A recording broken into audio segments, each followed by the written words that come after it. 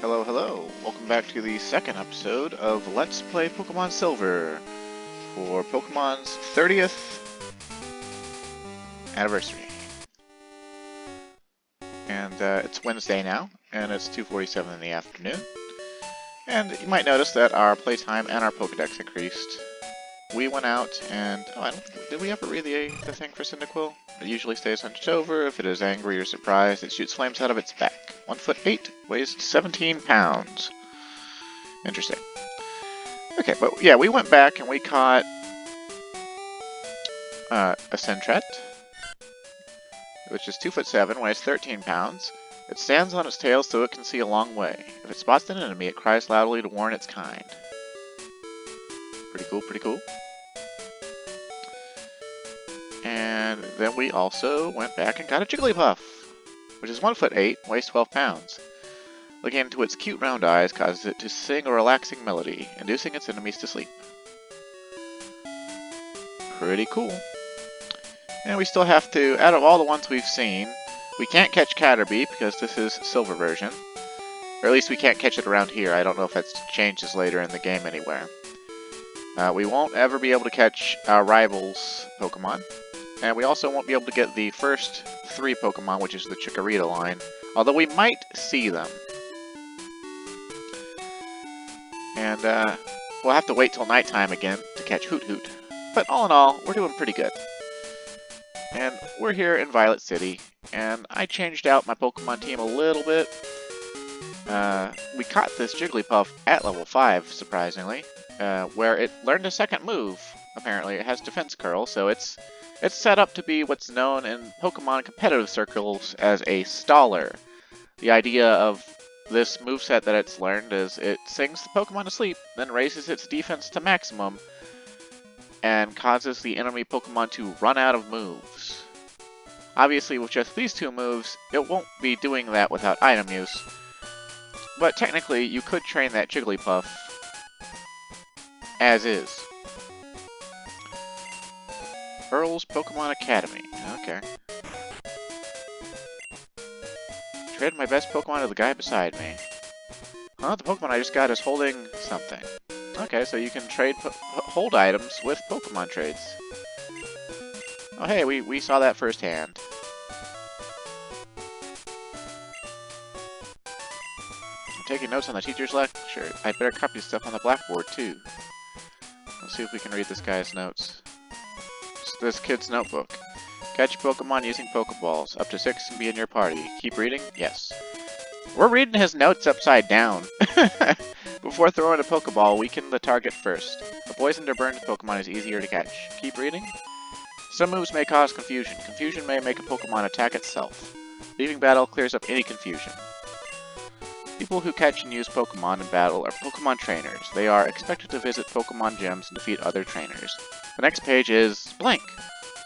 I haven't written any more. The blackboard describes Pokemon status changes. Okay, and we can read all the changes.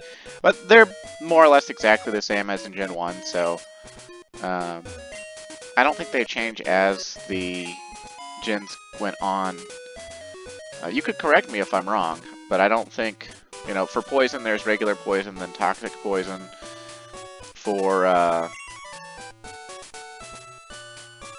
you know, paralyze, it slows your Pokemon down by like 1/3, and they get a 1/4 chance to where they can't act anymore, where they'll be fully paralyzed. Freeze, they're frozen solid and cannot act until they thaw. Burn, their attack status lowered, and they take damage every turn, just like with regular poison. And then,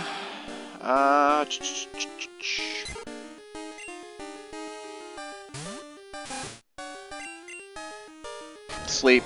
Obviously, they can't act while they're asleep until they wake up. And of course, if you inflict a status onto a Pokemon, they, for some reason, cannot be inflicted with multiple statuses. And to be honest, I know that that might make status moves overpowered, but they're already pretty crazy overpowered if you've ever watched Pokemon competitive scene, where they can either stall or cause massive issues, since you can't use items to heal in competitive. And so, you know, they're already pretty strong from a meta standpoint. And like, how does it make sense that you can't burn somebody who's been put to sleep, you know? Like, you can burn anyone anytime. Like, that's ridiculous, you know? And there's also no interaction with being frozen and hit with a fire move, as far as I know. Like, shouldn't you be able to be thawed out? Well, that guy spun around like a ballerina, even though he's fat. Hello, you are a trainer? Battle gym leaders. Oh, la la la, very nice indeed. You are a trainer? Battle gym leader? When you did? No. Is that so? Then studies shall you. Follow me! Oh, well, he just believed us that we... Oh. Well, I already read everything in here. Earl I am. Wonderful are Pokemon, yes. Teach you I will to be a better trainer. What you want to know? Want to be a winner is you? Yes, good. Teach you I will. In battle, Pokemon top on list, jump out first. Change order and list. Make battle easy, maybe. More from me you want to hear? Yes. So want to know how to raise Pokemon well? Yes. Fine, teach you I will. If Pokemon come out in battle, even briefly, some XP points it gets. At top of list, put weak Pokemon. Switch in battle, quick. This way, weak Pokemon strong become. Okay, so that was the final missing piece of the puzzle. I wish he'd given us an item or something. I don't know. I don't know. I saw a wiggly tree up ahead. If you touch it, it squirms and dances. Cool. Okay. A dancing tree, huh? Mm-hmm. I call my Pidgey Strawberry. That's the way some people name their pets in real life. They just name them, you know, some word. My brother named his cat Snickerdoodle. She looks nothing like a Snickerdoodle.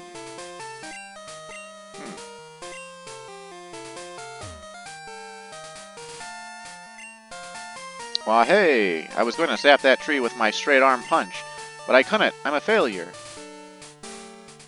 Huh.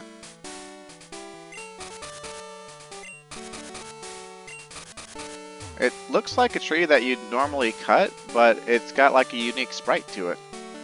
Wonder what that's all about, huh?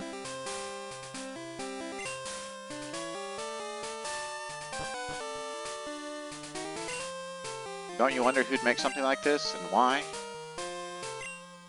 Did you see that strange tree in the road? That may explain why fewer people are visiting the ruins of Alph. Huh. We've got mysterious cave music.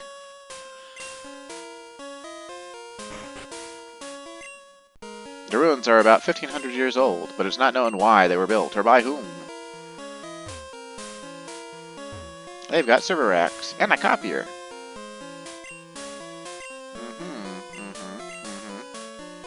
Mystery of the ruins, huh? Their copier doesn't work. Okay.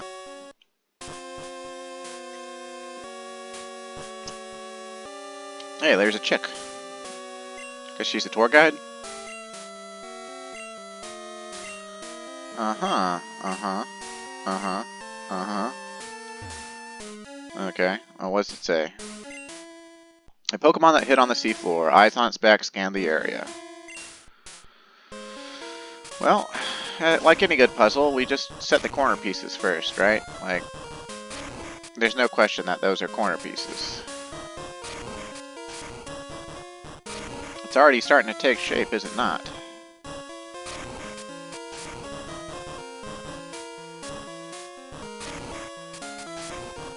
Looking like a Kabuto. A Kabuto, one might say.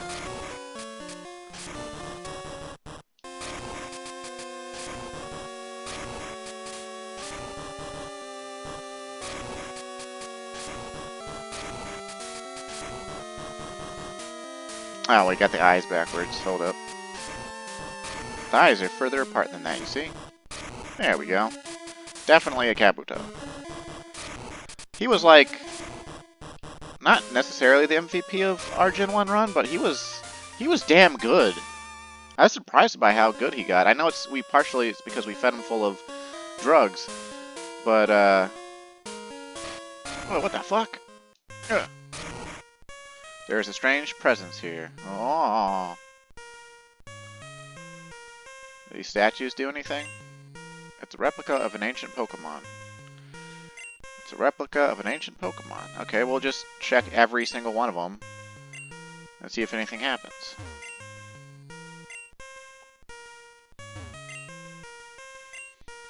I like how it's silver statues amidst golden walls and bricks. There's these funky, like, hieroglyphs on the walls. Isn't that interesting? Uh-oh, hey, there's Pokemon down here. It's one of the hieroglyphs from a wall. It looks like an A with a giant eyeball. Alright. Dang. Whoa, that looks like a... Ow. Ow, jeez. Super effective against normal means that was a fighting type hidden power. We'll try our Sentret out. Although he's a lower level, or she's a lower level actually. Oh wait, she's gonna take full damage from that too. This unknown is about to beat the shit out of us.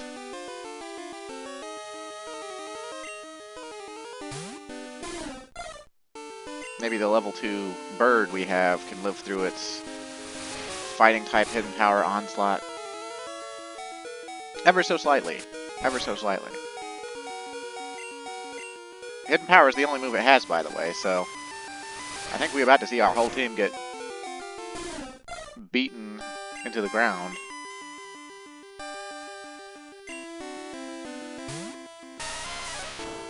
By a level 5 wild Pokemon.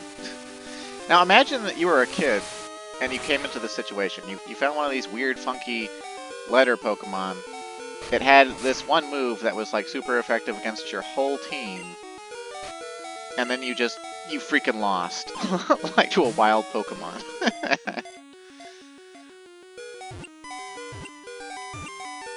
Alright, we got it. Goodness. Thing kicked our butts. Unknown, symbol, height, 1'8". So they're 1'8" tall letters. Weighs. They're letters that weigh 11 pounds? Its flat, thin body is always stuck on walls. Its shape appears to have some meaning. Sure, we'll call it A, because that's A. Interesting. Well, since it took our Rattata for a ride, I guess we'll just make do with Cinderlord and hope that any more that we run into don't have water-type hidden power. Oh hey, that's a, looks like an O with an eyeball on top of it? I mean, it looks like an 8, actually, but if you assume that the eyeball is always on top of the letter, then that's an O.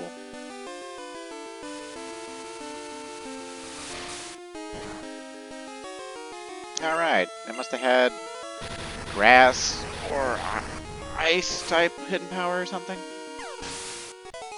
The thing about that move, hidden power, is you don't know what type it is until the Pokemon uses it. And I think it stays the same for that Pokemon's entire life until they... Oh, that's a J. Yeah, until they forget it and then relearn it or something. And I think every time you teach hidden power... Oh, a wild Pokemon actually ran away from us. How about that? Okay, then nothing in any of these statues on the first 2 rows here. There's a ladder down there. That's an E. A capital E. Which I guess rebukes the idea that the eyeball's always on top.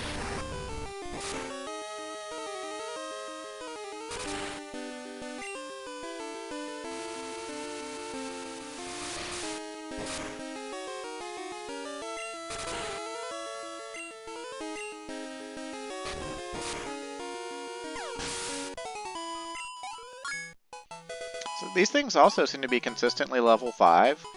So this might not be a bad place to train to, at the start of the game here, since they are always level 5. That looks like an F. Or a really, really weird-shaped P. But I'm thinking because of the little arm it's got underneath the eye there, I think it's an F.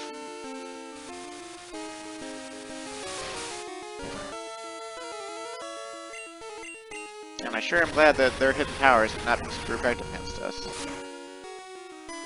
Whew. Yeah, these level 5 unknown, they're given more XP than the trainers did between Cherry Grove and Violet City. So, as long as you didn't run into one that was, is that a backwards? No, no, no, okay, that's a capital D, they just didn't... They just didn't,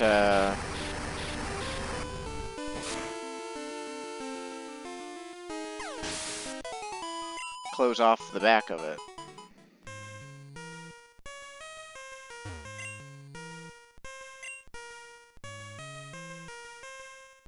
We could go up that ladder, or we could keep fruitlessly checking these ancient Pokemon statues.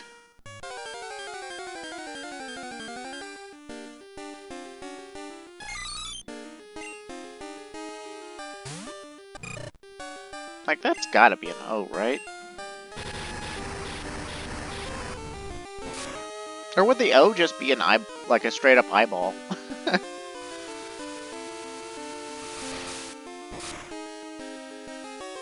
Ouch, that actually did 5 damage to us.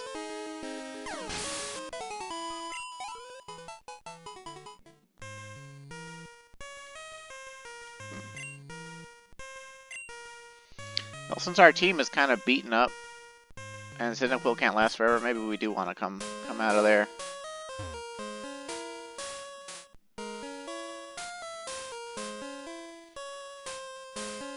You guys got anything to say? Pokemon appeared in the ruins. That's incredible news. We'll need to investigate this. The strange Pokemon you saw in the ruins? They appear to be very much like the drawings on the walls there. That must mean there are many kinds of them. Well, since they're letters, and these are the ruins of Alph, it's like the ruins of the alphabet, I suppose. Trying to help young Japanese kids learn English by making it interesting with Pokemon. See, that just goes further to show you that Gen 2 is like violently Japanese.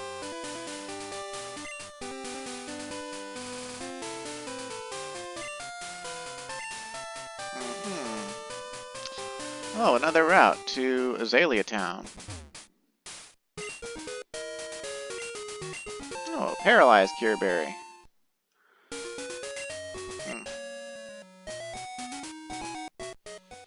What's this guy? Is he a trainer? Wait up, what's the hurry?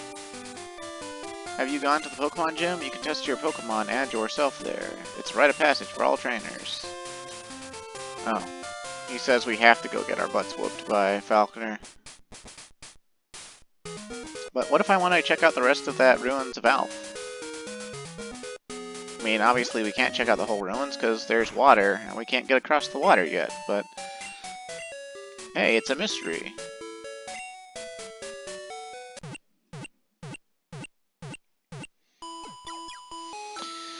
But yeah, basically, if you picked up on it, if you were perceptive, there's one unknown for each letter of the alphabet, and I don't remember exactly how it works, but I think each puzzle you solve in the Ruins of Alph unlocks, I think, about a quarter of all the unknowns. And, to be a real completionist, you gotta catch all 26 unknown. Although, there's only a single Pokedex entry for unknown as a whole, so you only actually have to catch one if you just want the Pokedex entry, which is what we're really caring about. I don't know if you get anything for catching all 26. I think later you can get a key item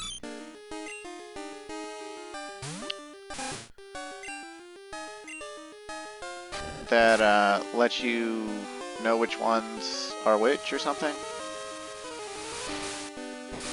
I don't fully remember. Ouch. Yeah, Rattata is not known for its defenses.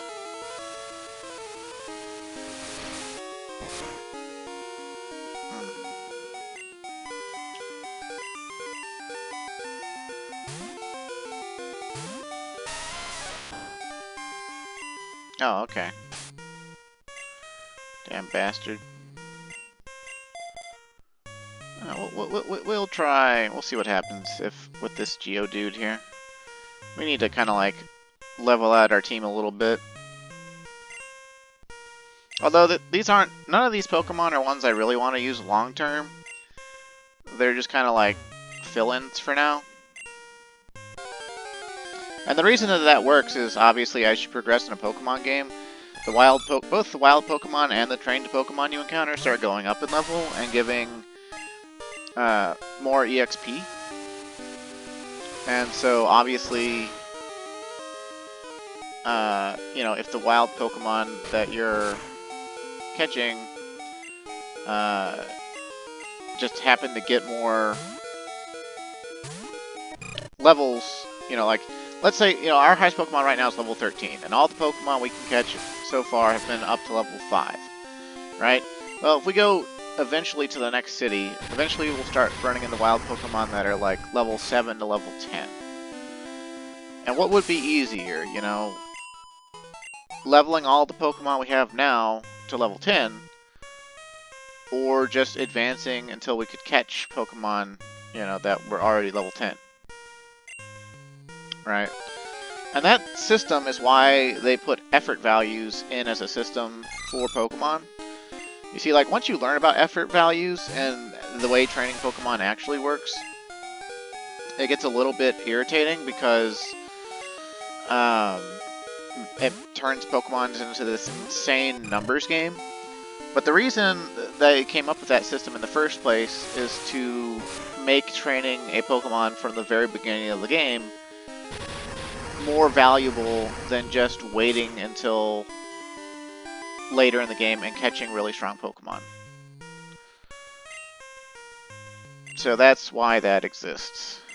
And that's also why, like, way later in the game, if you find, say, like, level 45 Pokemon in Victory Road, it's not necessarily going to compete in the Elite Four as well as the other Pokemon that you've been training the whole game, even if they are also only level 45. Right? That's what the drugs do, too. They increase the effort values of a Pokemon that directly raises its stats without leveling it up. And I probably explained that last time, but going into a little more detail,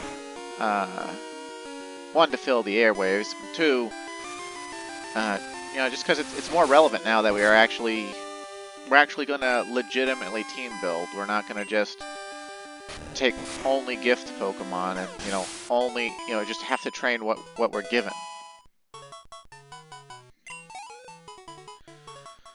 And I think we've gotten to the point where we can't really swap train anymore, otherwise Cyndaquil will take too much damage.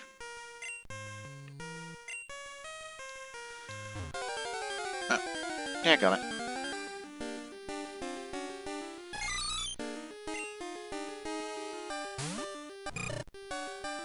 Maybe that's the O? It's kind of hard to tell. It looks more like a Pokeball.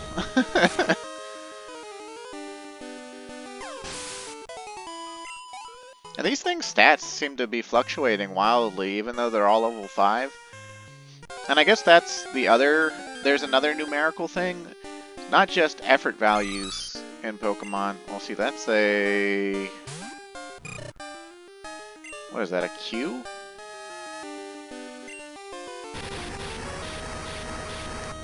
Or... Yeah, it's gotta be like a Q, right? Like, what? A lowercase q? Like, I don't know what that one was supposed to be. I'll be honest. Oh, dadgummit.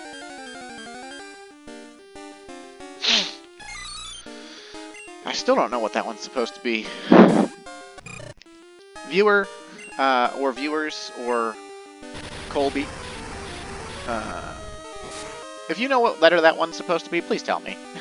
It's gonna drive me nuts.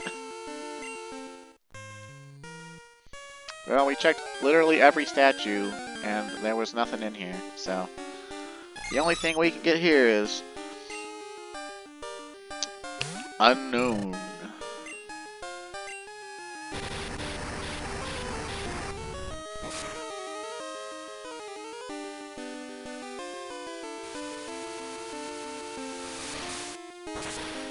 Uh-oh. That one must have a water type, or rock type hidden power, or a ground type hidden power.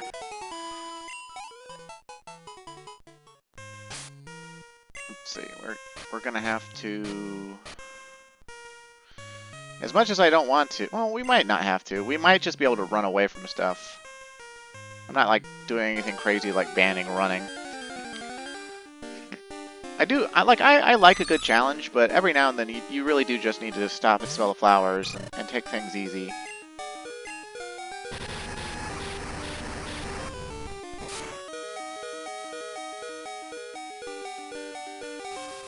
Please don't be super effective. Dadgummit. We'll see if our almost dead Rattata can seal the deal and earn himself some XP. Hell yeah! Good job, Gomph. You're a Mossflower reference. Which does make me want to use you. I've actually never used a Rattata, like, long-term, in any of the Pokemon versions.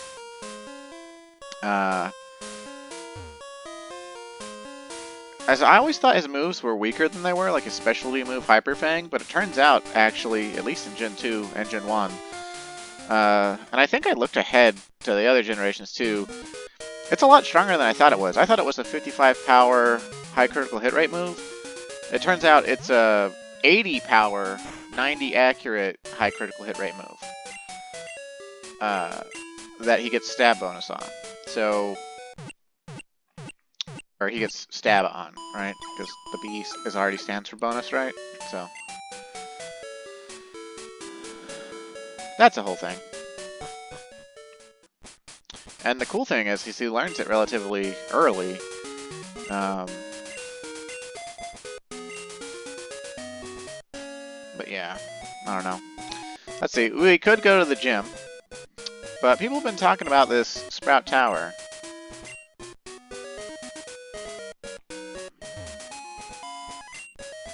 Sprout Tower. Experience the way of Pokemon. Bellsprout over 100 feet tall. People say that it became the center pillar here. See the pillar shaking? People are training upstairs. Sprout Tower was built long ago. It's a place for Pokemon training. Only if you reach the top will you obtain an HM. Oh, our first HM, huh? We can do that. Oh, there's Wild Pokemon Tower in Sprout Tower. Oh, they got a rat problem. Don't mind if I do. My rat's stronger. Haha, you missed.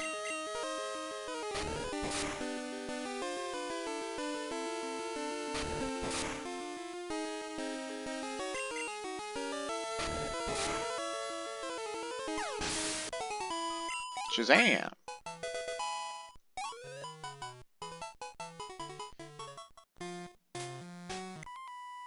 However hard we battle, the tower will stand strong. I love the Pokeball theme that comes up like an arena. Sage Nico sent out Bellsprout. Oh, level 3 Bellsprouts. You can catch those right next to town, you know?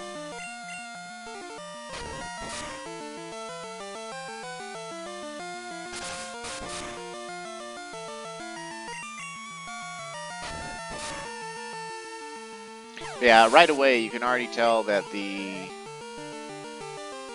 level curve they have for Gen 2 is how shall we say, kind of the Weenie Hut Jr. of level curves.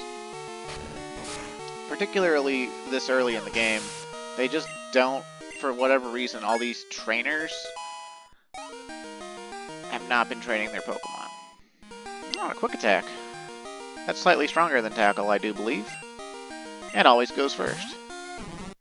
So that'll help Gonf out a little bit. Oh, look at that animation. He's like a DBZ character all of a sudden.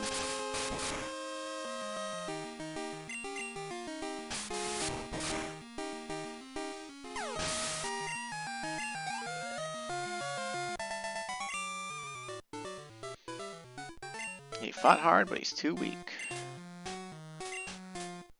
Oh. This must be based on a real pagoda in Japan. Just like everything else in Gen 2. Now, you might remember from last episode, or maybe at the beginning of this one, there was an NPC that said if it were nighttime, well actually, that there's ghost Pokemon in Sprout Tower. And you don't see them during the day, but at nighttime you can actually run into Ghastly here. And for whatever reason, in Gen 2, you do not need a Silph Scope in order to identify ghosts. So I guess the protagonist of Gen 2 has some sort of extrasensory perception and can just see ghosts, which is pretty cool. I guess we're like tying into the Shintoist, you know, more animist side of like Japanese culture, and he's a dyed-in-the-wool Japanese. He's not some Hafu like Red in Gen 1 or something, I guess. I don't know. I don't know what the deal is, but if it were nighttime, we could actually run into Ghastly here, and that would be pretty cool. But obviously, it is not nighttime. Well, Gonf, you did good.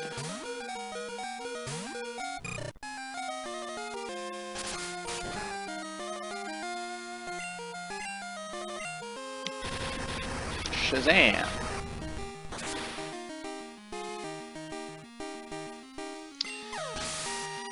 But yeah, as much as people complain about the level curving in Gen 2, what it actually results in is basically it takes longer to train your Pokemon, and so your own level curve will be lower.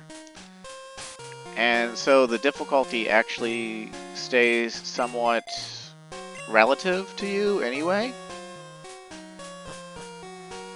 And of course, you could always just grind to overcome it if you had to. But I assume the idea behind lowering the curve was to make it so that you would spend less time doing that, supposedly. But the way people view it is like you'll spend less time grinding so you can just beat the game by beating the Elite Four. The way I view it is it's less grinding so that introducing new Pokemon to your team is easier to do, because there are now more Pokemon. And if you had to grind each one of them a lot more to make them worthwhile, then it would just bog everything down. And so the reason all of the Pokemon you run into with both trainers and wild have a lower level curve than Gen 1 is so that you will more readily be able to use any Pokemon that you want to at any point in the game. But I don't think that that actually gets conveyed very well by the mechanics of the game. So I can see why people don't see it that way.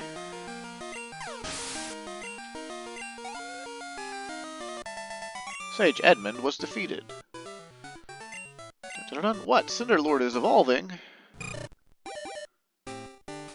No, he's not. Well, you see, he could evolve right now, and he would turn into a Pokemon called Quilava. But the thing about that is his stat gain would be very minor, and then, just like in Gen 1 with Charmander, it just basically delays the level at which he gets to learn his better moves. And so just like with Charmander in Gen 1, we're better off keeping him a Cyndaquil for as long as humanly possible. And because we're going to have an actual team this time around, that's not going to be that hard to do. And I fully encourage anyone playing along, if you are playing along, or if you play these games in the future, to definitely look up your Pokemon's learn sets ahead of time, and go ahead and decide if it's a Pokemon you want to evolve right away, or if you want to to hold it back so that it actually learns better moves more quickly. In later generations, they balanced this out by making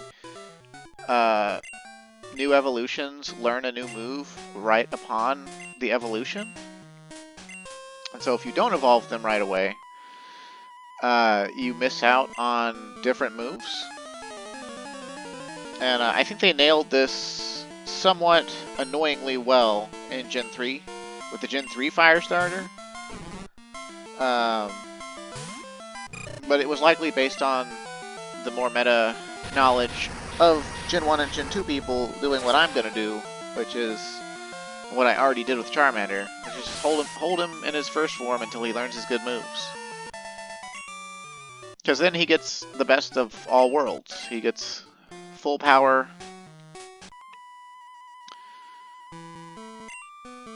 and full, his actual best moveset. Now, obviously, we could just evolve him. He doesn't actually miss out on learning those moves. It's just his most powerful move is going to be Flamethrower.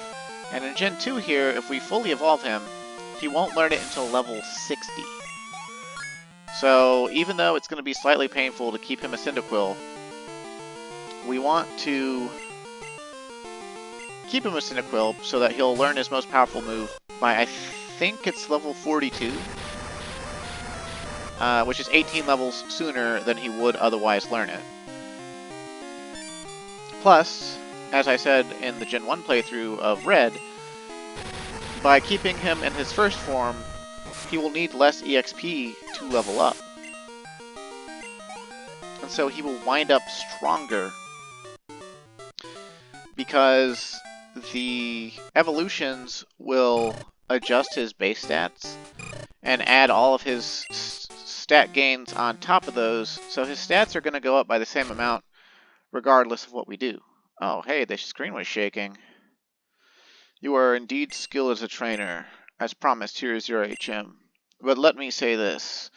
You should treat your Pokemon better. The way you battle is far too harsh. Pokemon are not tools of war.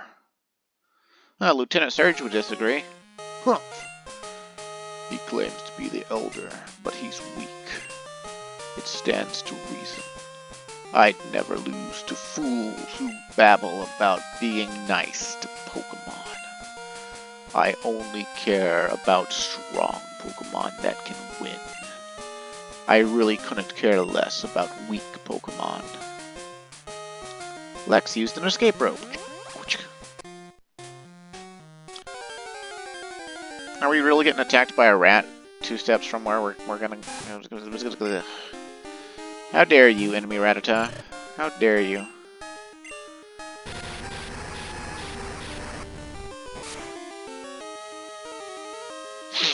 That's right, get one shot.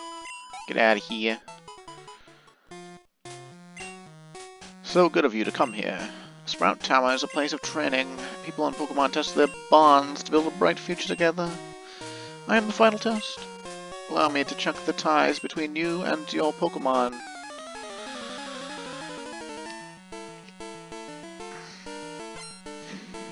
Sage Lee wants to battle. Hey look, it's more Bellsprouts. And knowing that our rival has a water type as his Pokemon, unless he caught something else, his Totodile has been being a total badass, because all these Bellsprout only have Vine Whip. So, and Totodile's special defense stat is like nothing to write home about, so he really was kicking ass and taking names.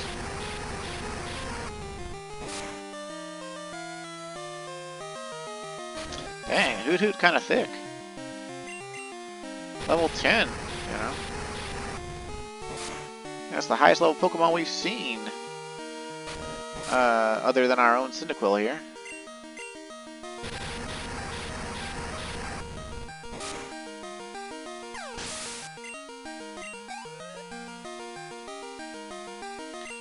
Another Bellsprout, huh? Well, let's use our Rattata. We won't leave him out there because I don't think he can live through even a single Vine Whip. But since we know we can just one-shot the Bellsprout with Cyndaquil, we might as well just get Gomph a little more XP. So he can kind of be our backup guy if we meet like some strong Pokemon that can take Cyndaquil out or something.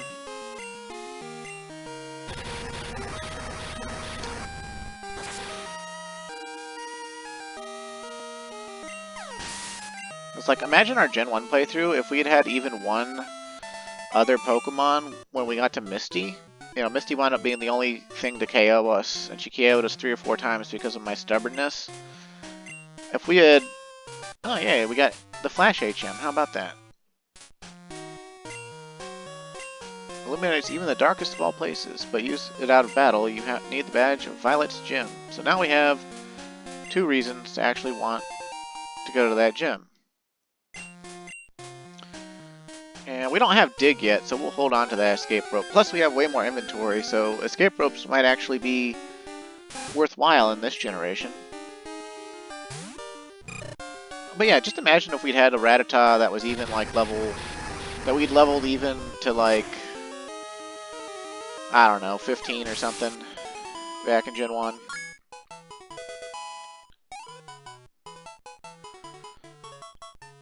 We could have,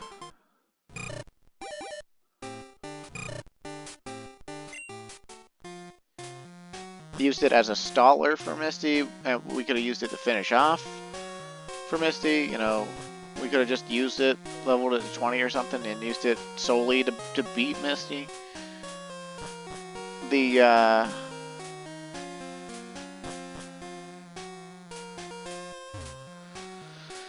solo nature of the beginning of that challenge was the most challenging part. Actually running up against the gym leader that had, you know, more or less equivalent levels and super effective, super strong move. It was a big deal. It was a big deal. It was a big deal. Cool, cool, cool, cool, cool. Alright. I'll switch Gomph up. See what this gym is all about.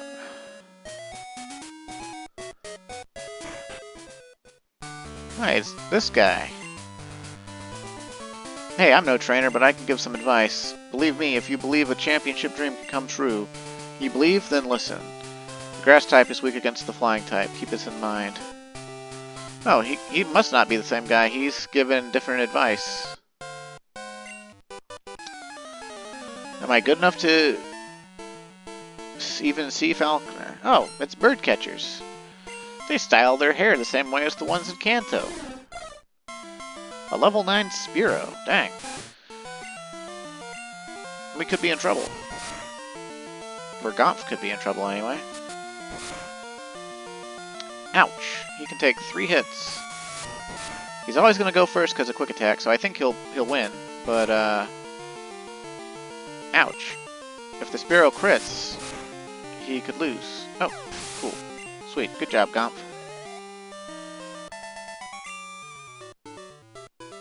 This can't be true. Losing to some rookie trainer, he says, as he had a single Spearow, and we have a whole team.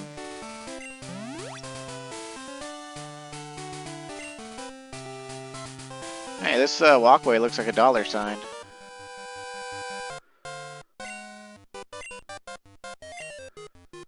Training day and night to become bird masters, huh? Maybe you need to have someone master your hair. Level 7 Pidgey, huh? Oh, okay.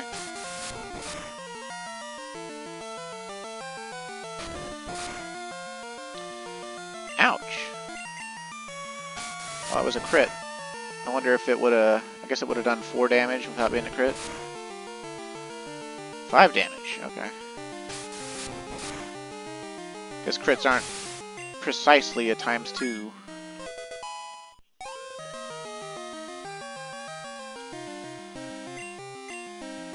More Pidgey. Okay.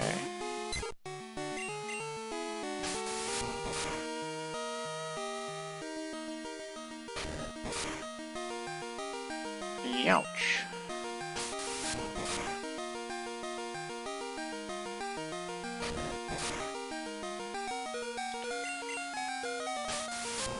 Alright, Gomph.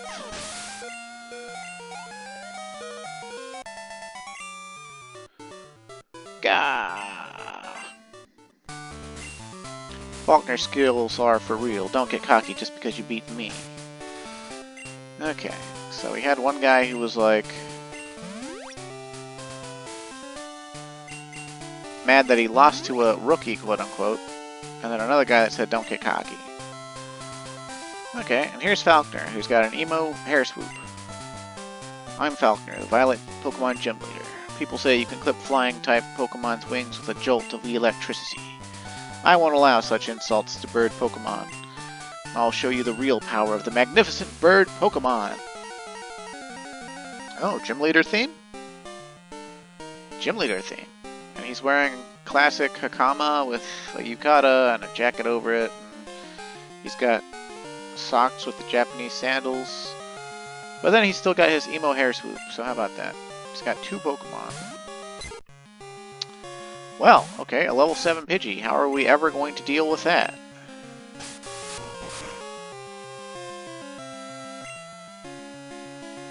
It didn't even land its tackle. You poor bastard.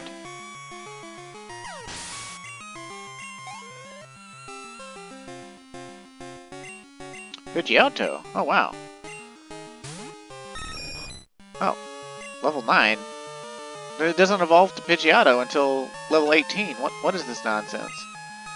Oh, whatever. Gomph don't care. Gust. Ouch.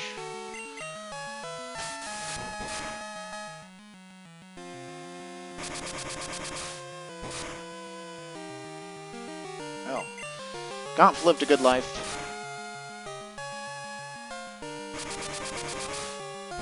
Hang in there, Gomph. Or don't. It's okay. We could probably finish it off with anything we want. Let's try just finishing them off with this level 4 Pokemon, because why not? Mudslap? Oh. Ah! Ah!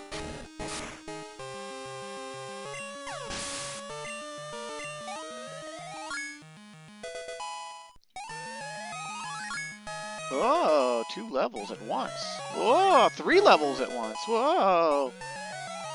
4 levels at once. Dang. Suddenly our Geodude looking like a snack. Look at that. He's got his attacks as high as Gomph's basically, and his defense is I think higher than Cyndaquil's.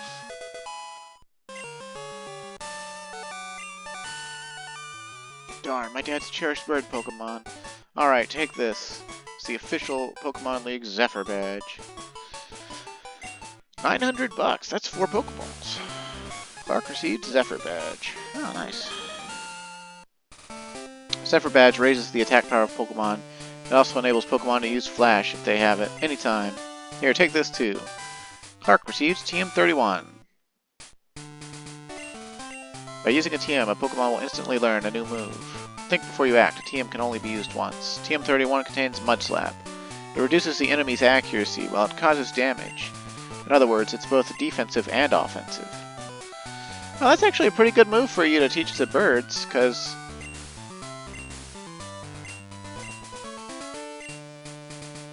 Okay, he's going to train hard to become the greatest bird master. But yeah, hey, what a good first gym, honestly. I mean, sure, a level 9 Pidgeotto, like, are you serious? But Mudslap is a ground move. Oh, Professor Elm's calling. Discovered something about the egg. My assistant is at the Pokemon Center in Violet City. Could you talk to him? When I was a kid, and I got that call, I, like, skim read it, and it was like, we discovered something about the egg, and then my assistant, and then I went all the way back to Professor Elm's house, and he was just like, dude, my assistant is in Violet City. What are you doing here?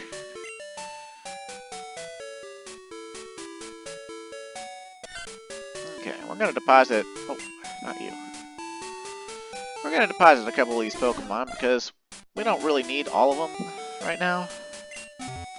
Also, we gotta see what the assistant's all about here. Clark, long time no see. Professor Elm asked me to find you. He has another favor to ask. Would you take the Pokemon egg? Yes. Clark received egg. We discovered that a Pokemon will hatch until it grows in the egg. It also has to be of other active Pokemon to hatch. Clark, you're the only person we can rely on. Please call Professor Elm when that egg hatches. Okay.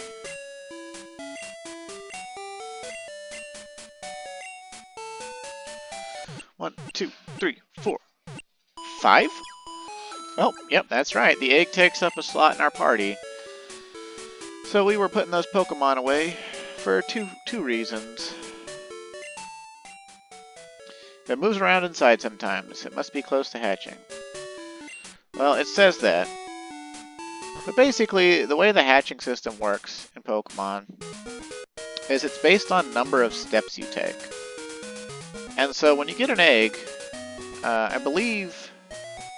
I don't know if it needs to be at the top of your party or not. I always put it there though, just to remind myself that I have it. And then basically all you do is you walk around, or if you have the bicycle later, ride your bike around. And eventually it'll hatch. And I don't know how many minutes it takes. And I can never remember how many steps. I think it's like 1,024 steps or something. But I have to look it up. But we're going to keep walking. And generally, if you proceeded on your way with the egg, it would hatch sometime after the second gym. If you didn't stop anywhere else and you didn't stop to grind.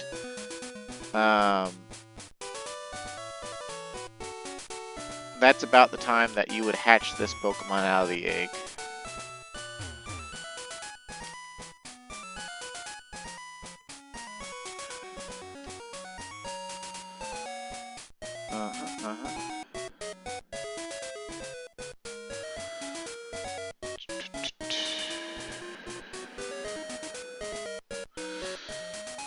How many steps? How many steps?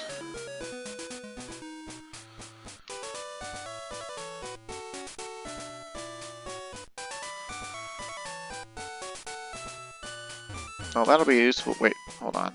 Maybe that site does have it.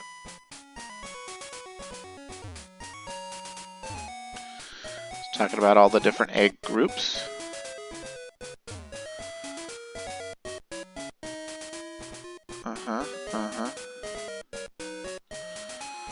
Let's see.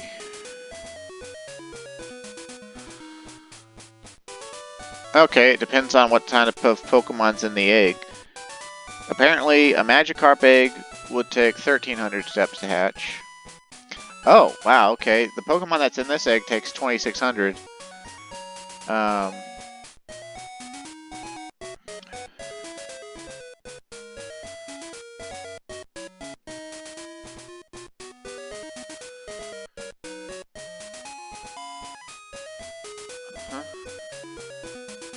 Now, this first egg, if I remember right, the egg description changes as it gets closer to hatching, and it was already making sounds or whatever, or not making sounds, or moving around slightly or something.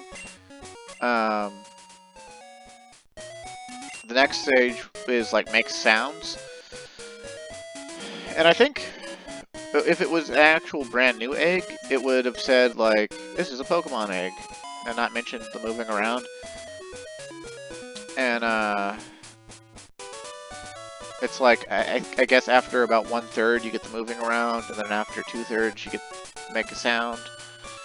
And then, yeah. But some Pokemon eggs, like if you were to breed something really,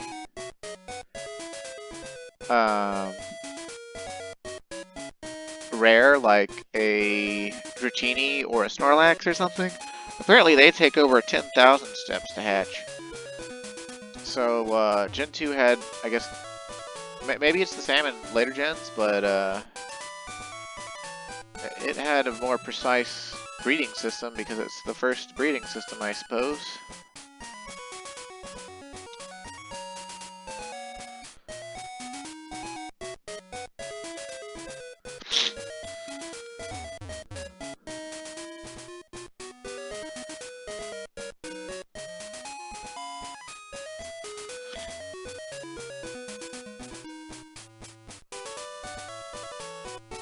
Apparently trainer ID number also affects how fast Pokemon will breed. Like, there's a whole breeding system, and I guess we'll go into it more later when we actually get to the point where we can breed our own Pokemon eggs. But, yeah. That's another one of the systems that just takes a long time. You know, is another reason why it's like Gen 2 is all about stopping and smelling the flowers. I mean, heck, they even named some of the towns after flowers, so you're clearly supposed to stop there.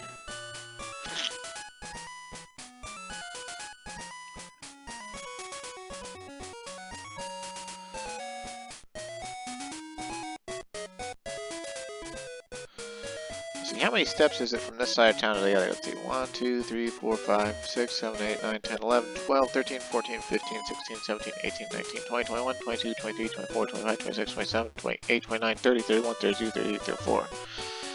So it's like roughly 34, 35 steps back and forth in Violet.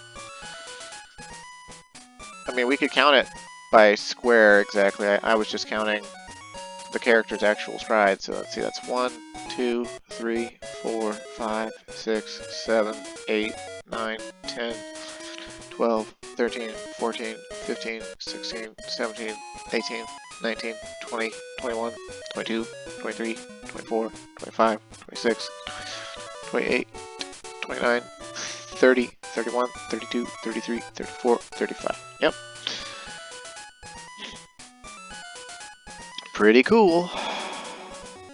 So one back and forth is about 70 steps. So it'd take us roughly,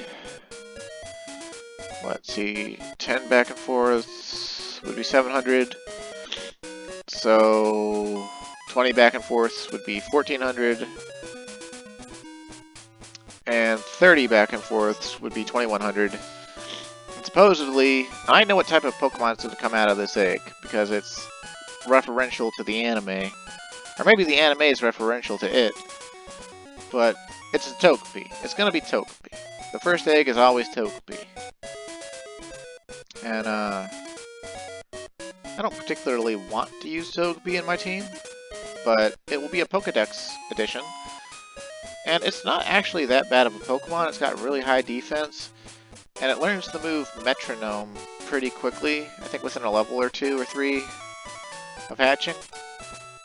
And one of the greatest fun things about Gen 2, playing it naturally without having foreknowledge, is you get to like the second gym and your Togepi hatches, and you swap grind it a little bit to get it leveled, because it doesn't have any attacking moves at first. Or maybe you teach it Mud Slap, because hey, you've got this handy dandy TM that teaches an offensive and defensive move. And then you grind it by using Mud Slap 10 times. And then, you know, if you have to swap after that, you swap. And then it learns Metronome, and it does Metronome, and randomly does new Pokemon moves you've never seen before. Like Flame Wheel, or, you know, Twister, or Crunch, or Octozooka, you know, like, there's a bunch of new Pokemon moves in Gen 2, and we haven't gotten to experience them yet because we're still basically at the beginning of the game. And Togepi is this nice little way. It's a brand new Pokemon. You know, it's got 1 evolved state, so it's actually 2 out of the new 100. And it learns a move really quickly that lets you start seeing more of Gen 2. Of course, you can't control it, because Metronome will be random. But not only that, not only are you seeing new moves, you're seeing the new animations of old moves. And so it's this really fun, really like, you know, just this quick dopamine hit every time you use Metronome. But it's even more fun when it does a really powerful move unexpectedly, especially if that move is new, or at least looks new. And so, for a long time, a lot of my Gen 2 playthroughs, I just automatically started training with Togepi because I wanted to see all these moves I'd never get to see otherwise. Because, you know, some of them are like Pokemon signature moves, and some of those Pokemon you can't catch in the particular version that you're playing. So that's a whole thing. Okay, let's check the egg. It's making sounds inside. It's gonna hatch soon. So I think that means there's about, I don't know, 4 or 5 more back and forths around Violet City here.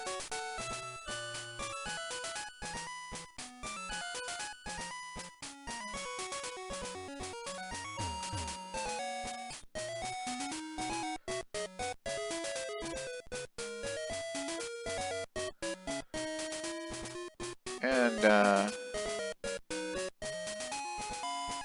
it wasn't until, like, very recent years, I'd say within the last 10 years, anytime I replayed Gen 2, I finally just said, you know what, I don't want to raise the Togepi. And I'd hatch the egg, and then I'd box the Togepi and move on with my life. Because all in all, even its evolved form, like, it's not a terrible Pokemon, but it doesn't learn, other than Metronome, a lot of its attacks are basic and not very interesting. And it's also not, like, outlandishly strong. It's not, like, absurdly weak, but it's not outlandishly strong, so... And it's also its design after Togepi is a little not really my style. But it is, Togepi itself is a fond memory Pokemon for me. And so I'm gonna always at least hatch the egg. Plus, when you hatch the egg, I think we could go back to Professor Elm and get an item from him. That might come in handy for the way we're gonna be playing. And with that in mind, since the egg is close to hatching, let's just go ahead and start walking back to Professor Elm's, because it'll probably hatch by the time we get to New Barktown, and save us a little bit of time. Oh, hey, how about that? We walked around Violet enough that it just hatched.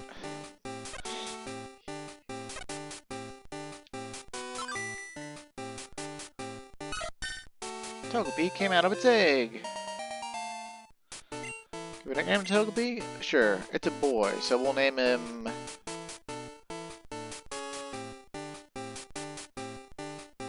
Eggbert.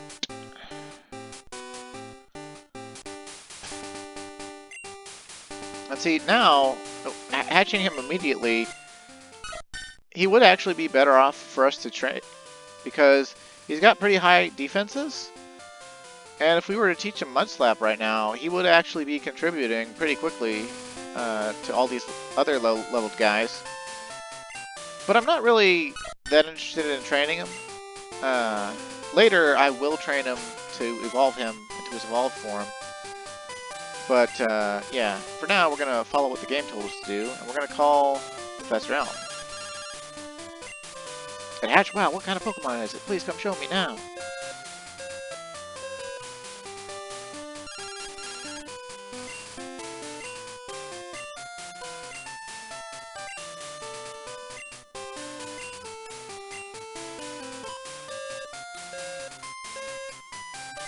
Alright. Okay, well, I probably should have started walking back to Elm sooner, but hey, you know, whatever. Oh, and you know what? We got that HM from Sprout Tower, didn't we? So let's go in our bag, go to the TM-HM pouch, and teach Flash to somebody. And how about that? We got 2 Pokemon that can learn it.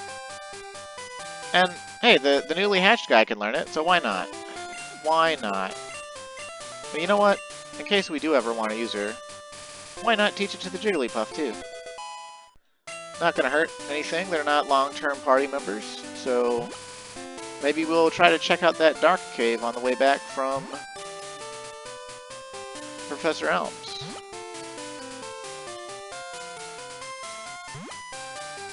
It's a wide world of Pokemon here.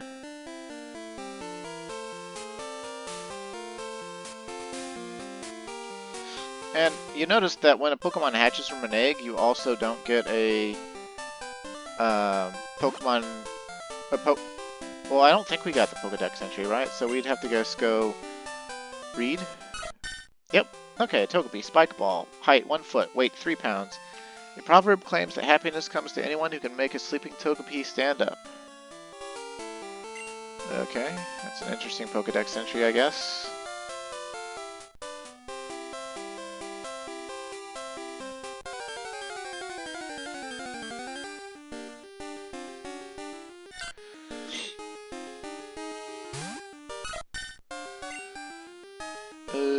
Charm. Lower its attack, Togepi. Why not? Charm lowers a Pokemon's attack by 2 stages, so that could come in handy.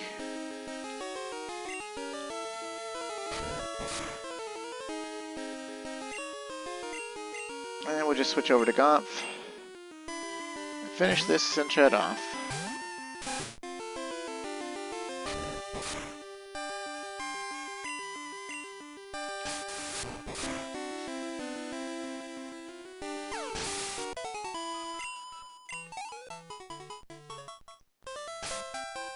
And that was what Togepi looks like in battle. How about that?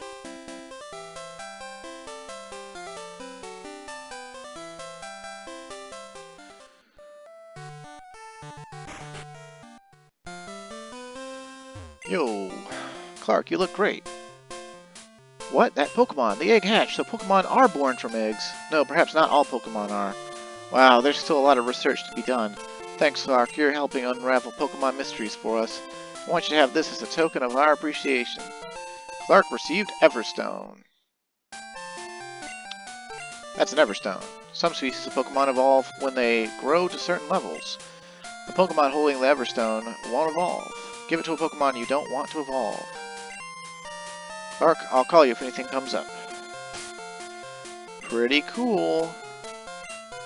And obviously what we want to do with that Everstone, why I said it would be important to us the way we're playing, it's normally something in the past I thought was a useless item, but obviously it's intended for the fire starter so that you can just keep them that way without having to constantly press the B button every single time they level up. And when it gets to the level where it learns Flamethrower, that's when we can take the Everstone off. Of course, what it might be is it also might be a hint at the fact that Togepi evolves, and you might not want Togepi to evolve because it's so cute. So, who knows? But I'm using it to make sure that our Cyndaquil stays a Cyndaquil, for as long as I want that to be the case.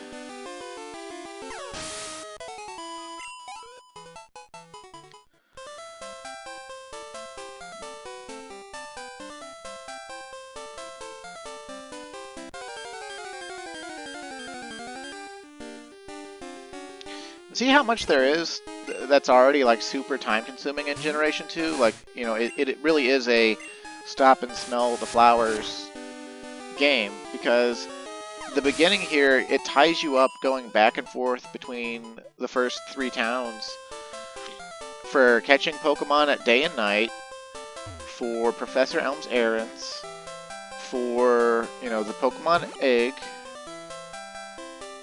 and, you know, it's like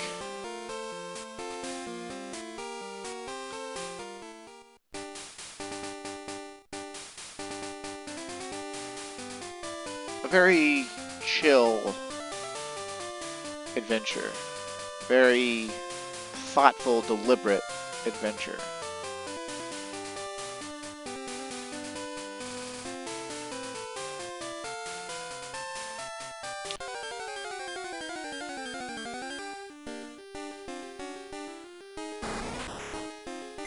Oh, a wild Kakuna. If we catch that, we don't have to evolve that Weedle that we got earlier. Of course, this Kakuna, since it's wild, will only have Harden as a move.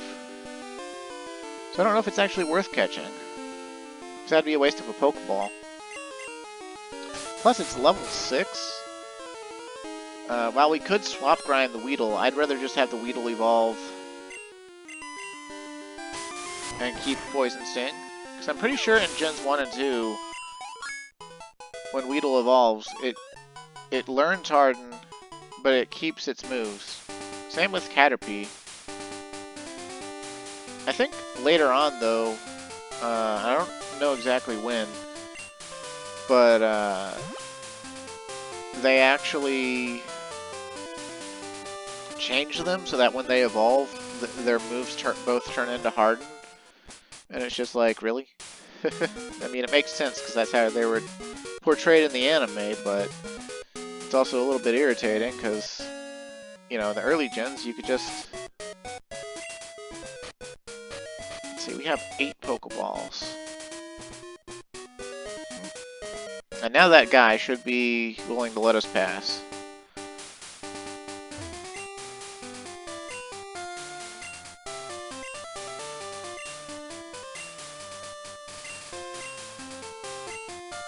Received Miracle Seed. Have a grass hold item. Okay. Well, thanks, dude.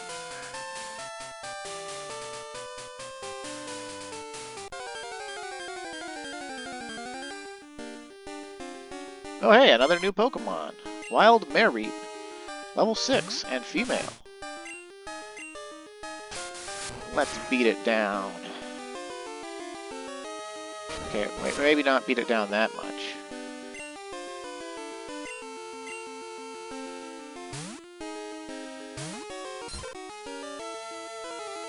I like its tail.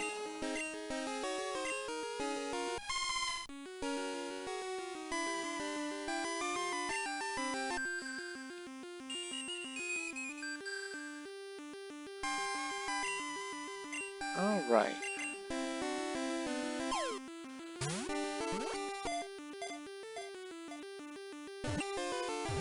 Get in my belly. Damn it! Why are Gen 2 Pokemon so hard to catch? I don't understand. Am I causing like an underflow with their catch rate by putting them to sleep? What is going on? There we go.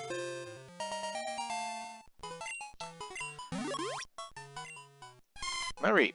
Wool. 2 feet tall or long? Maybe both. Weight, 17 pounds. Its fleece grows continually. In the summer, the fleece is fully shed, but it grows back in a week. Give a nickname to Mareep? Yes. We will name her... Cleopatra.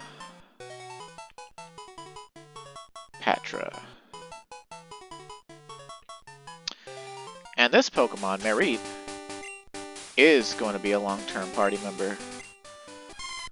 Caught her at level 6. She already knows Tackle. You can see she has relatively balanced stats with a high lean-in to special attack.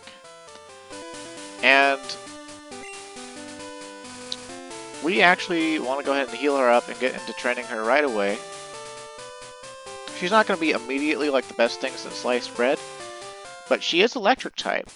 And she has 2 evolution stages. Also, fun fact, she's only available in silver and gold. She is not available in crystal version. That's another reason to not play crystal version, because you miss out on one of the best electric Pokemon from Gen 2.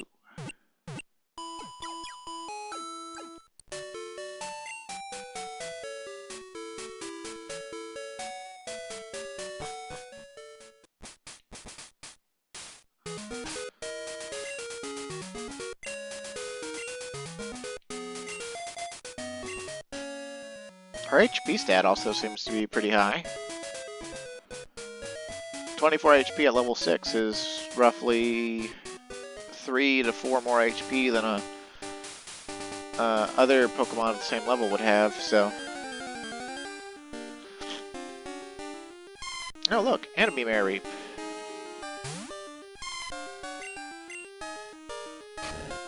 I like sheep. Also, they're golden sheep.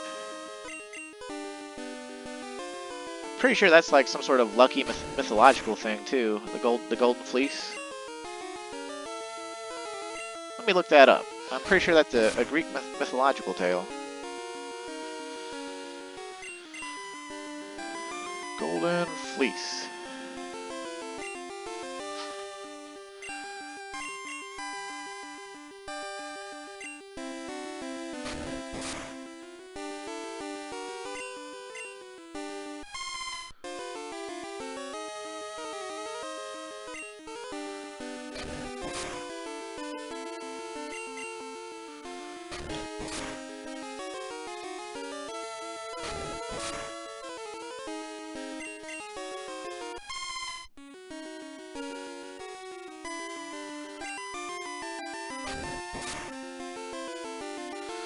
golden fleece in Greek mythology is the magical winged golden-wooled ram's hide of Chrysomelos, which saved Phrixus and Helle, and became the object of a dangerous quest by Jason and the Argonauts. It symbolizes supreme authority, divine kingship, and in some interpretations, profound healing powers. The ram was the son of Poseidon and Theophany, sent by the nymph Nephele to save her children, Phrixus and Helle, from being sacrificed by their stepmother.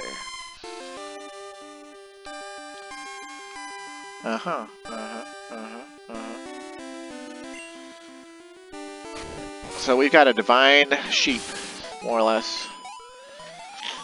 Hello!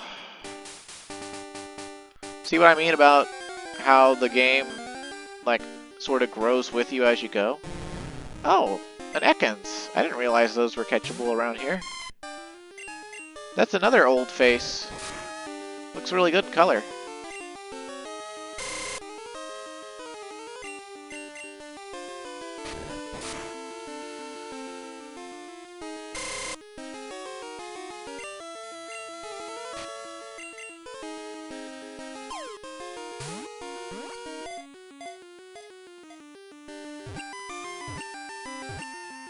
Alright.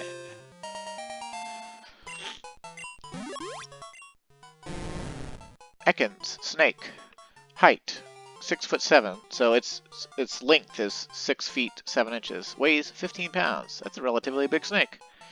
It always hides in grass. When first born, it has no poison, so its bite is painful but harmless. We will name it On a... Oh, we'll put spaces. I think it'll fit with spaces. On a...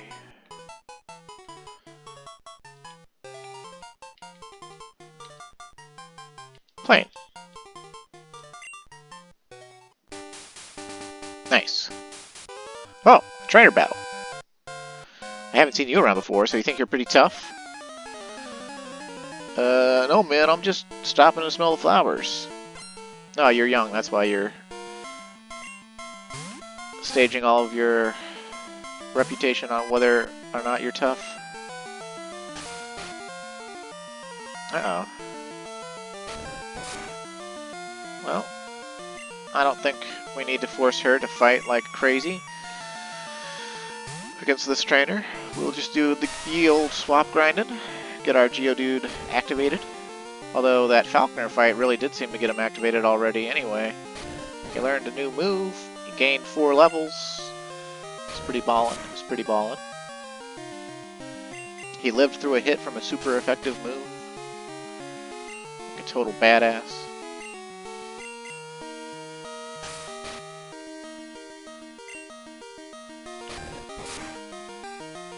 Oh yeah. Alright, level 7 Cleo. The Zubat, huh? Oh, we'll switch back to Cleo and see how she does.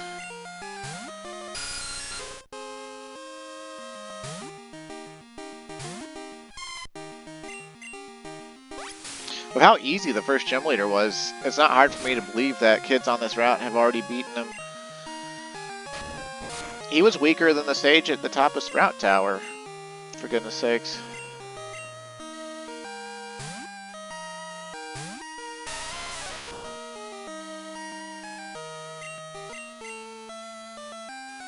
Don't you dare confuse my Geodude. Had enough of your supersonic bullshit. Also, how do you bite and suck on a rock? Come on, come on.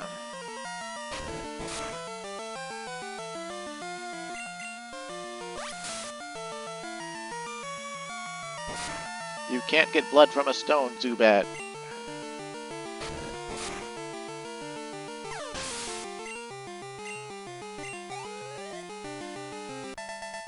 Youngster Albert was defeated. You're dang right I'm strong. He's not using the same tough Pokemon as everybody else. Wait, didn't he fight us with a Rattata, which almost every other youngster has? I guess not a lot of people are using Zubats. Oh hey, a Bellsprout. We could catch that to use for later. Because, you know, we traded the one we did actually catch for that Onyx that we put in the, I put in the box.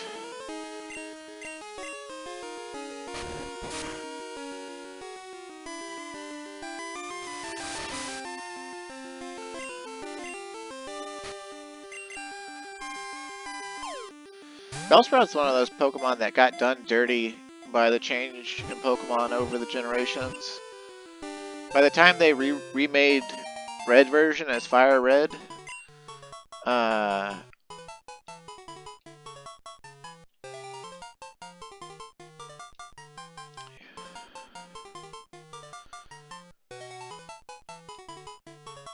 the Vine Whip move.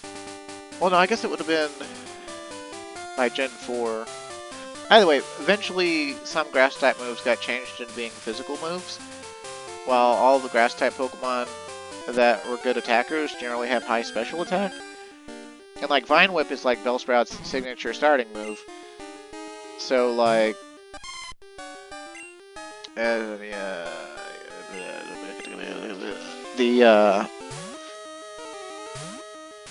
the growth move that these level 6 Bellsprout know are supposed to amp up the attack of Vine Whip.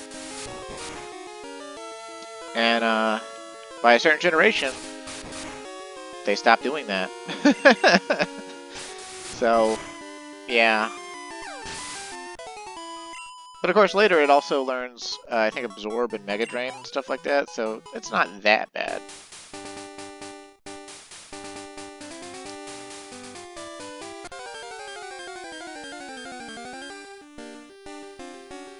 I'm trying to remember if there's any other Pokemon to catch around here during the day other than just the ones we've seen.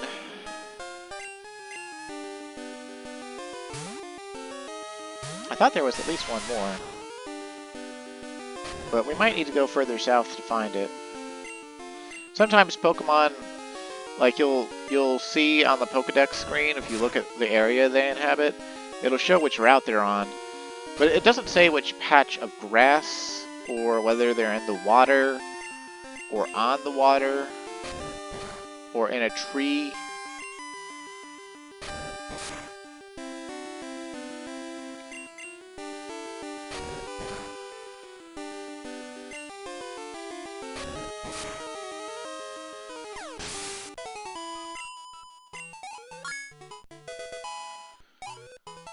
Alright.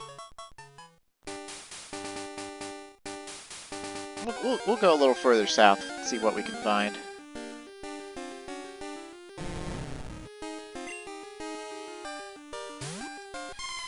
Also, I was pretty sure that Mareep was supposed to learn Thundershock by level 8, but I might be, I guess I remembered wrong.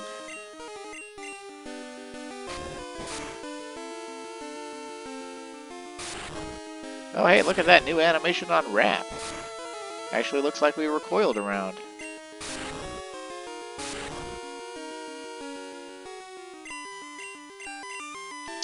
But new to Gen 2, Wrap no longer stops you from being able to act, so it's not as strong as it was in Gen 1.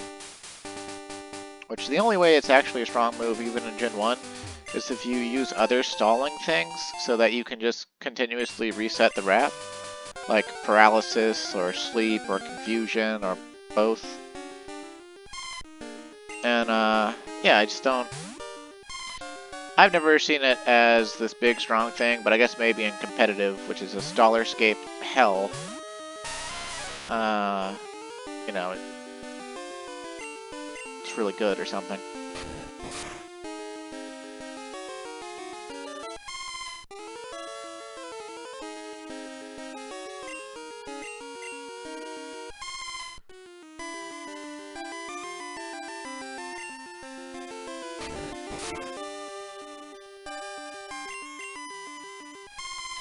Stop growling at me, God.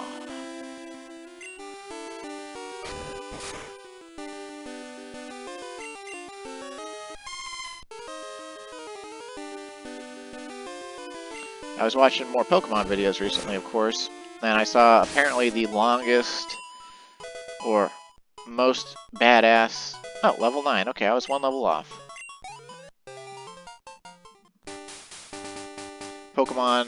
Competitive Pokemon battle of all time or whatever. Yeah, and you know, pardon, battle, I'm on the phone. Oh, alright, but make it fast. Apparently there was a competitive Pokemon battle that went on for 1,287 turns. And you might wonder, oh look, another old favorite. Nidoran girl. Well, she doesn't have ground typing yet, so she is ripe for the picking with Thundershock. Oh, Thundershock animation hasn't changed too much. It's a little bit smaller now.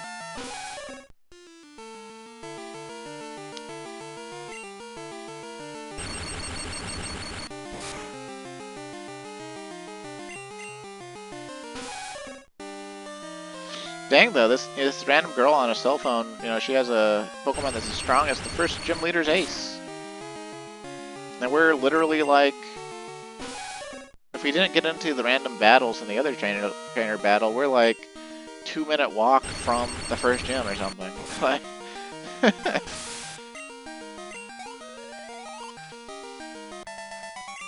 Picnicker Liz. Take it easy, that's mean. I was having a nice chat too. Wow, you're good at battling. Want to give me your phone number? I'll phone you for another battle. Sure, we'll get Liz's number. She's a cutie. Plus, we asked her to battle. She did not get the exclamation point. So. Oh yeah, surely next to the water here, the Pokemon will be different. Surely. Nope, that's just another Ekans.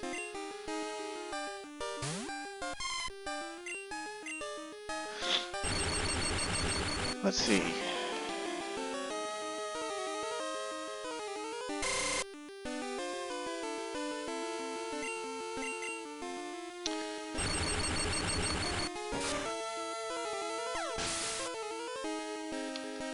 Oops. So this is Route 32.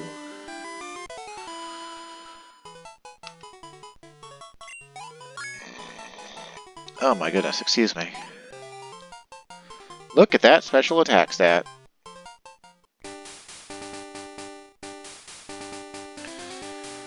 Okay, so we're firmly in the daytime.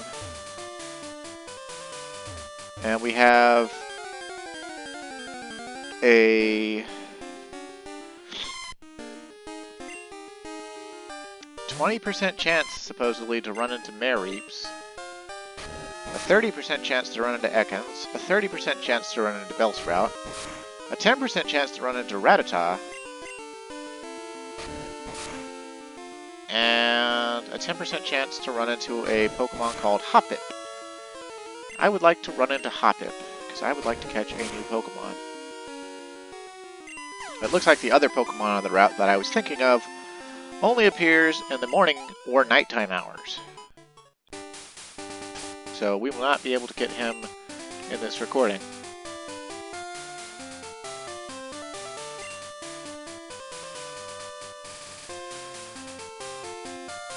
Oh, we got fishermen here.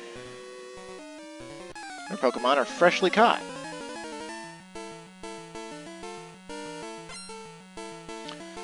Huh, he looks like he's from, like, Minnesota or something. Or Grumpy Old Men. Oh, look, another old face, Poliwag. Hypnosis! Oh my god.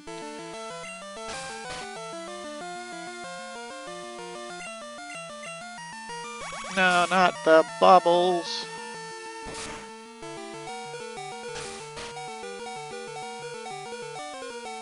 And here we find the downside to Mareep. The Mareep line, in spite of being electric Pokemon, like a lot of Pokemon in Gen 2, basically has no speed stat. It's almost always going to go second on anything that it fights. And this is sad, but it's something we're going to have to put up with if we want to use Gen 2 Pokemon over the returning Gen 1 Pokemon. But of course, if I was just going to use returning Gen 1 Pokemon, I would have played Gold version, because Gold version has really, really good Gen 1 Pokemon in it. Like, for instance, I believe we could have already caught a Growlithe.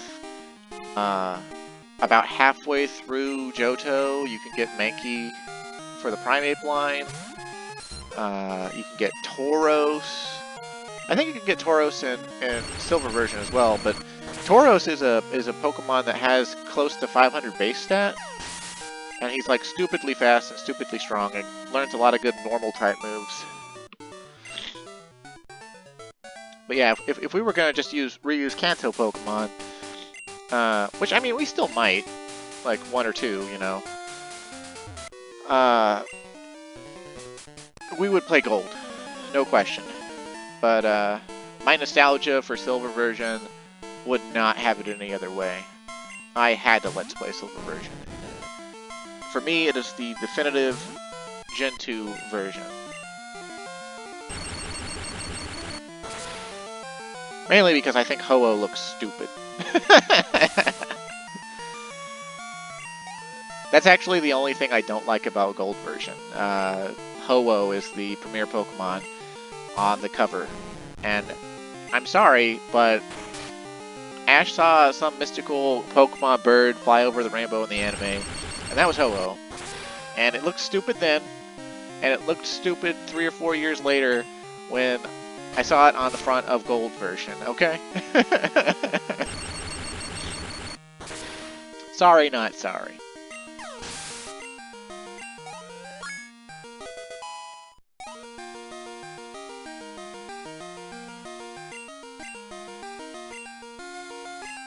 Well, this guy just has all Magikarps. How about that? Well, let's see.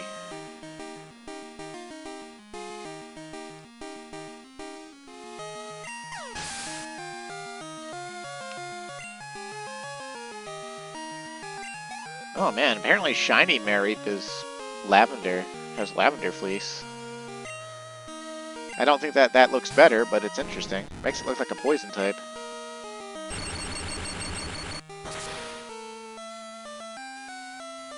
Oh wow, electric Pokemon are only weak to ground in Gen 2? That's interesting.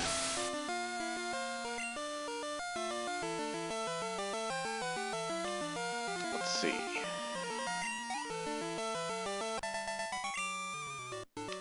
I just want to look at its evolution line really quick, like, to see some things.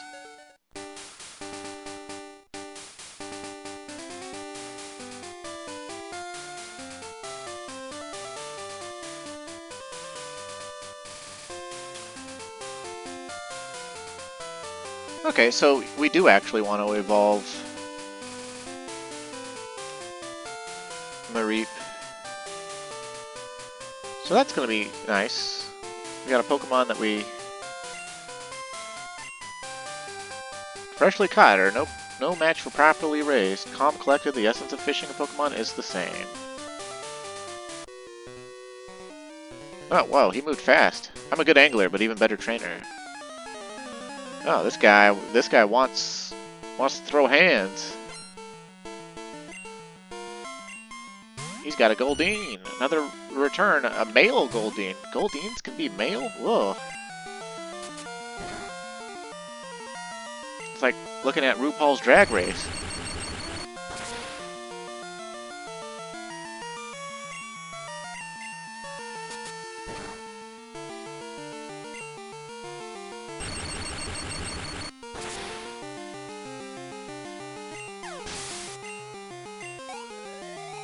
Woo!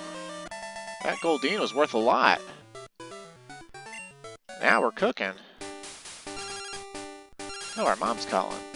Hi Clark, how are you? I found a useful item shopping, so I bought it with your money. Sorry, it's in your PC. You'll like it. Okay, so our mom does that sometimes, and it might sound annoying, but the items she finds, they have a chance to be really good. Okay, look at this Ralph's number for a rematch. He might be a good rematch later. I don't remember what triggers whether or not people call you for rematches. how would you like to have this tasty and nutritious Slowpoke tail? For you right now, just 1,000,000 Pokedollars. You want this? No. You don't want it? Then scram, shoot. Clark found Great Ball. Oh, hey, that'll come in handy.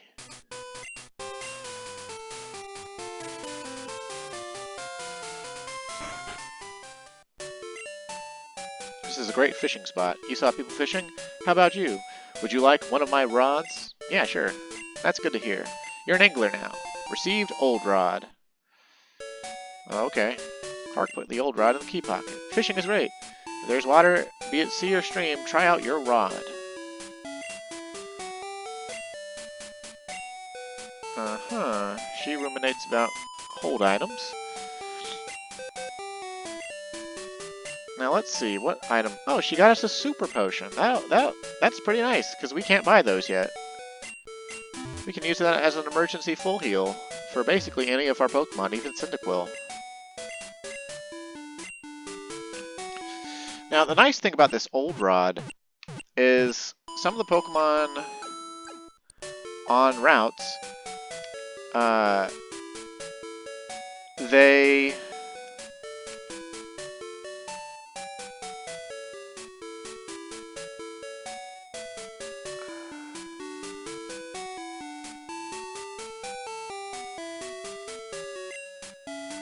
can only be caught with a rod. And so we could actually get our first water Pokemon here regardless of the time of day, if we're willing to sit and fish. So let's see what happens, what we can encounter if we fish. Okay, and you might also notice the pack, instead of going into the pack each time, you can put an item on the select button.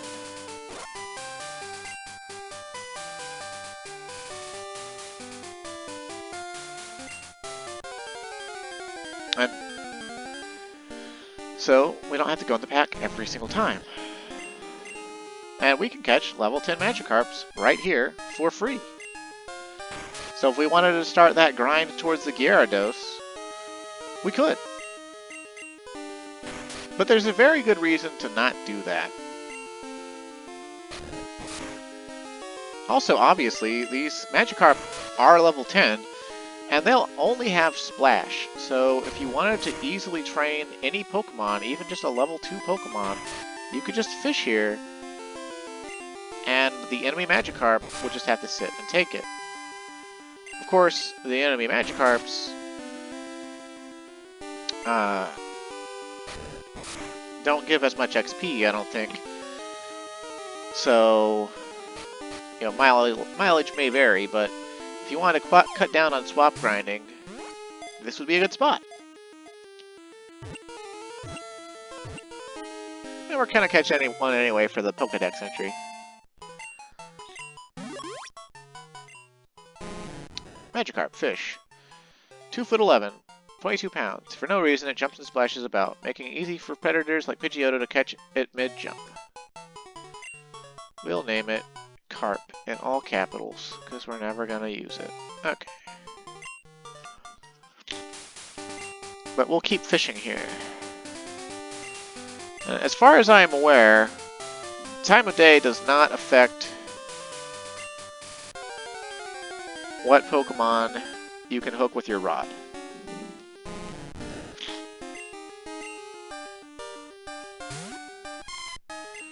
Their level is also determined by your rod. The old rod will only catch level 10 Pokemon. Later, we can get a good rod, it will only catch level 20 Pokemon. Later on, we can get a super rod, and it will catch, I think, level 30 Pokemon and above.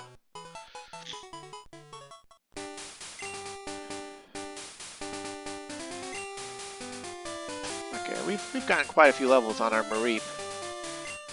So let's switch over to Stone King for a bit while we fish.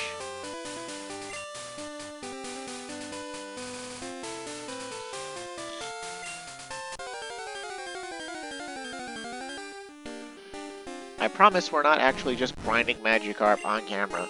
We are looking for the other Pokemon that you can catch here by fishing.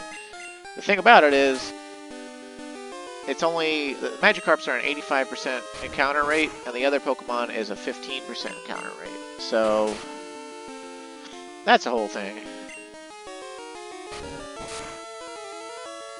Also, I guess Magikarp has pretty good defense.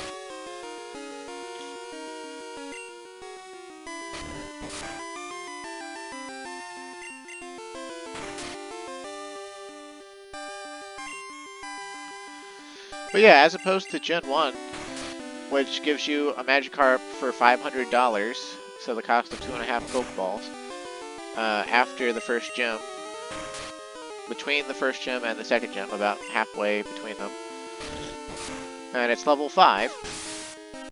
Gen 2 just goes ahead and gives you the old rod, and lets you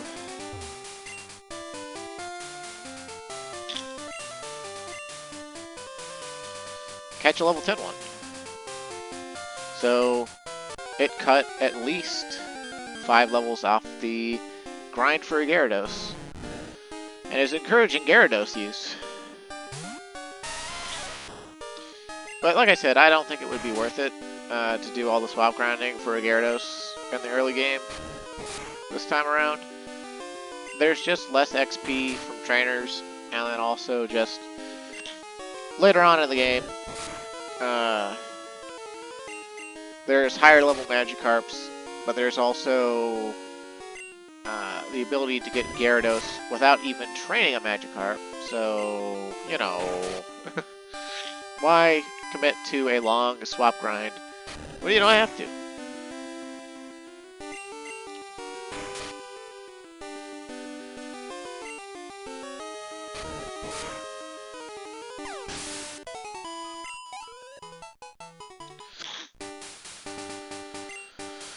Come on. Just at least let me see the other Pokemon. Come on, come on, come on, come on, come on, come on, come on, come on, come on, come on, come on. There it is. It's Tentacool. Another old face returns. And immediately supersonics us like some sort of a hoe.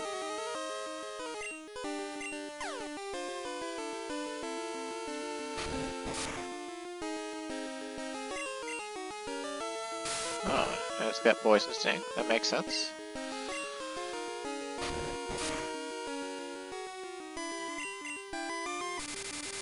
That's actually a kind of deadly early game combo there. You confuse the enemy and poison them. They hit themselves, and then they take damage for hitting themselves from the poison. Oh, no, I didn't want to crit. Dadgummit. Well, whatever. Ah, Wild Tentacool, worth a lot of XP. But yeah, that's all the Pokemon we can see on this route for now. We can't see the other ones without the time of day being different. Which is a shame, but, you know, whatever. It's part of the game. And the recording's gone on long enough, so after we walk up the coast here a little bit, grab this item, I think that'll be it for this one.